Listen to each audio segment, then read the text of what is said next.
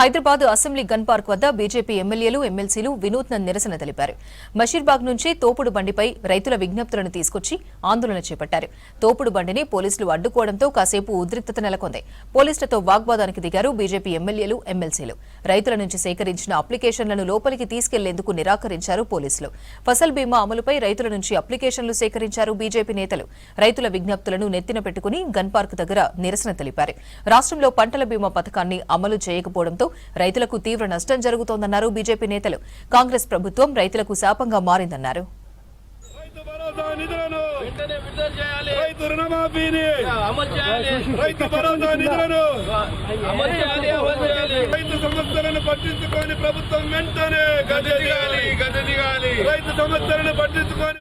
అన్నం పెట్టేటటువంటి రైతు ఈరోజు అన్నమో రామచంద్రాన్ని ఏడుస్తుంటే ఈ రాష్ట్ర ప్రభుత్వం కరుణిస్తలేదు.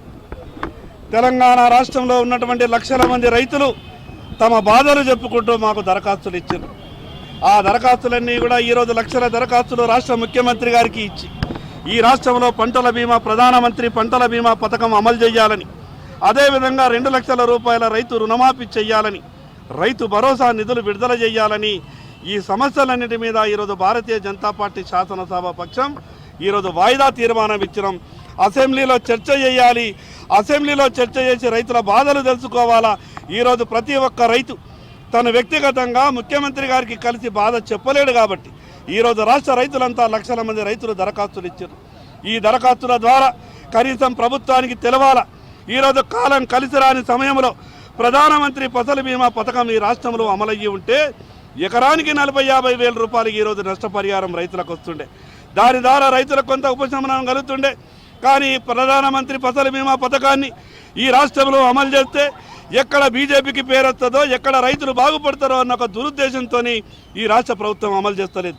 ఎంత దారుణం అంటే 3 బడ్జెట్లు ప్రవేశపెట్టిన ప్రభుత్వం ప్రతి బడ్జెట్లో చెప్తుంది పంటల బీమా పథకాన్ని అమలు చేస్తాం, ఇంకా పకడ్బందీగా అమలు చేస్తామని.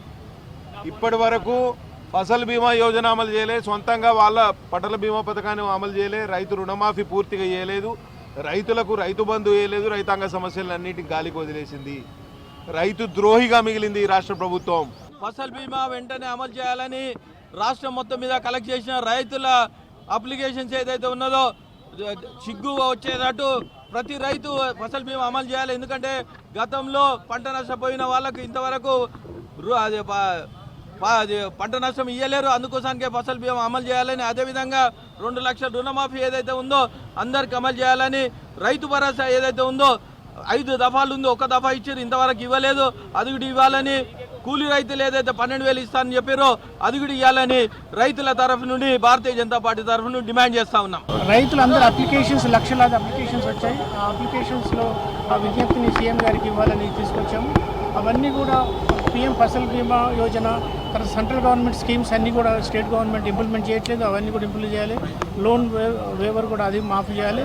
తర్వాత రైతులకు ఏదైతే హామీ ఇచ్చారో ప్రతి హామీని నెరవేర్చాలని బీజేపీ తరఫున డిమాండ్ చేస్తుంది.